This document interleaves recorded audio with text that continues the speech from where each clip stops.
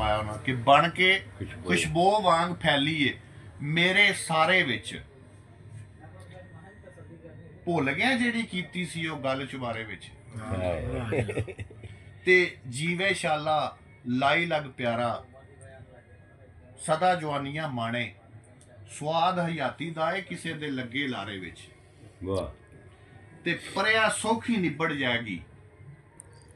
परया सौखी निबड़ जाएगी वेख लमी अजमा के लंबड़दारा थले बहु अज पिंड दे दारे विच परया सौखी निबड़ जाएगी वेख लमी अजमा के लंबड़दारा थले बहु अज पिंड दे दारे विच ते निकले सौखी मियां जी शेर देखिया जे निकले सौखी जान पढ़ाई नाल पढ़न वाले ओ ये दसो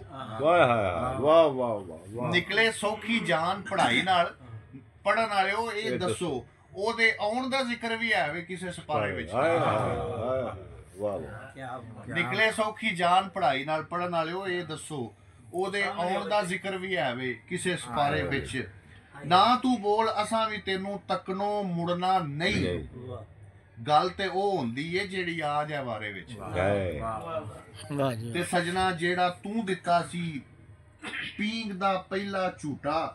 जंतों हो के मुड़िया वा मैं उस हुलारे विच ते कखा नूं वी चामल चढ़िया तेरे मूंहों सुन के जेड़ियां गल्लां तू कीतियां ने मेरे बारे विच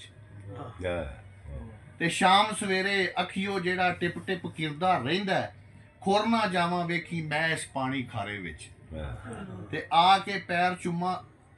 पैर चुमा जा मैनू हुण नहीं उठण हुंदा सकत नहीं हो रही इस तेरे गदा विचारे विच। वाह जी वाह, कमाल है।